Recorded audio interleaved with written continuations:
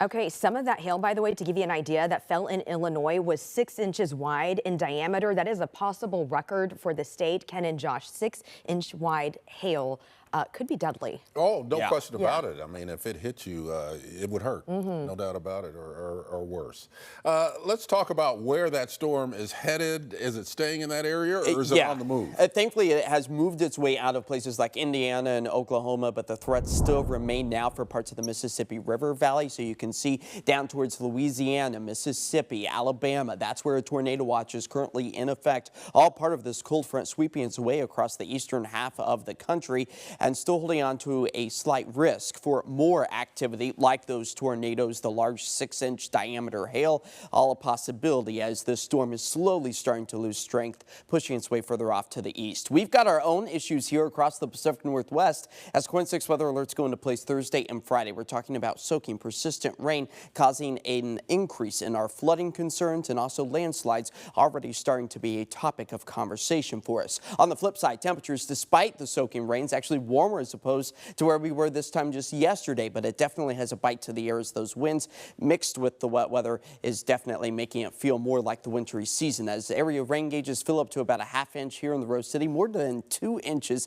since midnight out along the coast, as March typically brings us close to 4 inches of rain. Our deficit continues to shrink. We'll be flipping the script and giving ourselves a surplus, I'm sure of it, here in the next several days, as we've already seen about 1.25 inches of rain so far this month. As far as the records go, likely going to be smashing them for the amount of rainfall we will receive in just a 24-hour period. 2 inches is the forecast for Portland, Salem, Hood River also expected to smash records as well, and it comes as no surprise as the moisture is just widespread, persistent. Those yellows and oranges and even a few reds, a good indication of the heaviest of the rain, and also picking up on heavy mountain snowfall. That's a welcome sight as the southern sections of our forecasting area are briefly dry. That's not going to last long because this atmospheric river, it's going to continue to push the flow of moisture into our area with even a few lightning strikes out towards the western sections of Washington over the past several hours. But the green highlighted area, that is where a flood watch is in effect through Friday.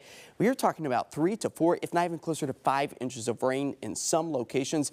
So it's no surprise that those rivers are going to be struggling along with some urban areas. So keep those storm drains clear as we have that threat for the 4 to 5 inches possible. Just look at the swath of moisture we anticipate to see as we move our way towards the end of the week. Thus why that KOIN 6 weather alert will be in place as the soggy conditions take us through the rest of the night and those temperatures fall back into the low 50s. The good news is the gusty winds we're seeing right now, they are expected to slow, and why that's such good news is because our soil is becoming very soft, and it could potentially topple down some larger trees. Can't say the same though out towards the east, but that's where the soil is a little bit stronger. 65-mile-per-hour gusts a possibility all the way through tomorrow morning. You mix the wind with the snow, and well, that's where blizzard warnings are in effect, and those winter weather advisories expiring, but likely becoming winter storm warnings as the snow just continues to pile up here. Base layers rebuilding. That's a welcome sight for the skiers and snowboarders as we bottom out at about 1,000 feet Saturday.